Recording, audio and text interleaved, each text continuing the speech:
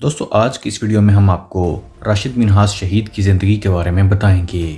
پاکستان کے عظیم سپوت راشد منہاس 17 فروری 1951 کو کراچی کے ایئر فورس ہاسپٹل میں رات 9:40 پہ پیدا ہوئے۔ راشد منہاس راجپوت گھرانے کے چشم و چراغ تھے۔ آپ کے والد کا نام مجید منہاس تھا جو کہ ایک ٹھیکیدار تھے۔ راشد منہاس کا خاندان ریاست جموں کشمیر سے ہجرت کر کے ہندوستان میں گرداسپور کے مقام پر مقیم ہوا۔ ایک عرصے تک راشد منہاس کے بزرگ گرداسپور میں رہے اور پھر انہوں نے سیالکوٹ میں قلعہ صوبہ سنگھ کے نواح میں رہائش اختیار کر لی۔ راشد منہاس کا بچپن زیادہ تر لاہور میں گزرا۔ انہی دنوں میں ان کے والد اپنی ملازمت کے سلسلے میں راولپنڈی شفٹ ہو گئے اور راشد منہاس کو بھی ان کے ہمراہ جانا پڑا۔ راولپنڈی میں راشد منہاس نے سینٹ میری اکیڈمی میں داخلہ لیا۔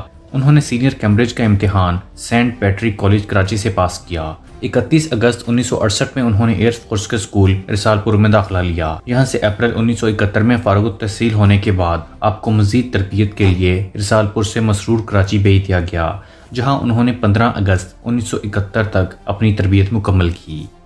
راشد منہاس کی صلاحیتوں کو جلا بخشنے میں ان کے تایا عبدالرشید کا بہت بڑا ہاتھ ہے، جنہوں نے 1958 سے 1965 تک انہیں گھر پر اردو اور اسلامیات کی تعلیم دی۔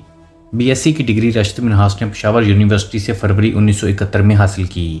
20 اگست 1971 بروز جمعے کو وہ T-33 ٹرینر جیٹ طیارے میں بیٹھ کر جب انہیں کنٹرول ٹاور سے پہلی کلیئرنس ملی تو یہ ان کی تیسری تنہا پرواز تھی۔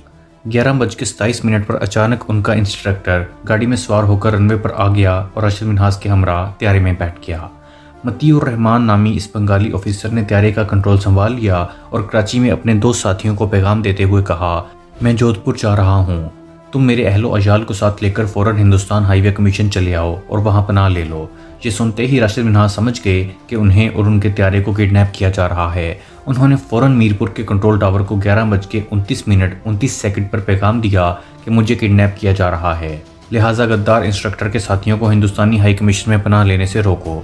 راشد منہاس کی یہ حرکت دیکھتے ہی متی الرحمان نے کلوروفارم میں بھیگا ہوا رومال ان کی ناک پر رکھ کر انہیں بے ہوش کرنے کی کوشش کی۔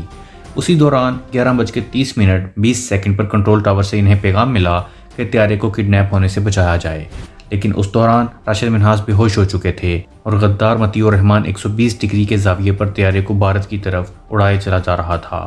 11:33 پر راشد منہاس کو ذرا سا ہوش آیا تو انہوں نے کنٹرول ٹاور کو ایک بار پھر پیغام دیا کہ مجھے کڈنیپ کیا جا رہا ہے اور متی الرحمان سے کشمکش جاری ہے۔ راشد منہاس کے طیارے کا کوڈ نمبر ٹی برڈ تھا۔ ٹھٹھا کے قریب انہوں نے حتمی فیصلہ کیا اور ہندوستانی بارڈر سے 32 میل دور شہید ڈیرو کے مقام پر جب راشد منہاس نے محسوس کیا کہ طیارے کو کسی محفوظ جگہ پر لینڈ کرانا ممکن نہیں تو انہوں نے آخری حربے کے طور پر جہاز کا رخ زمین کی طرف موڑ دیا اور طیارہ زمین سے ٹکرا کر تباہ ہو گیا، جس کے نتیجے میں راشد منہاس اور متی الرحمان دونوں وفات پا گئے، لیکن ایک نے قابل رشک موت یعنی شہادت کا درجہ پایا اور تاریخ میں اپنا نام امر کر لیا، جبکہ دوسرا غدار کہلایا۔ راشد منہاس کے اس عظیم کارنامے کے صلے میں انہیں سب سے بڑا فوجی اعزاز نشان حیدر دیا گیا۔ راشد منہاس نے 20 اگست 1971 کو بروز جمعۃ المبارک 11:40 پر وفات پائی۔ پاکستان ایئر فورس کی تاریخ میں آپ کا نام ہمیشہ ایک درخشندہ ستارے کی طرح یاد رکھا جائے گا۔ اٹک میں کامرا ایئر بیس کو راشد منہاس شہید کے نام سے منسوب کیا گیا ہے۔ قوم کو اس عظیم سپوت کی قربانی اور کارنامے پر ہمیشہ فخر رہے گا۔ راشد منہاس کراچی کے فوجی قبرستان میں دفن ہیں۔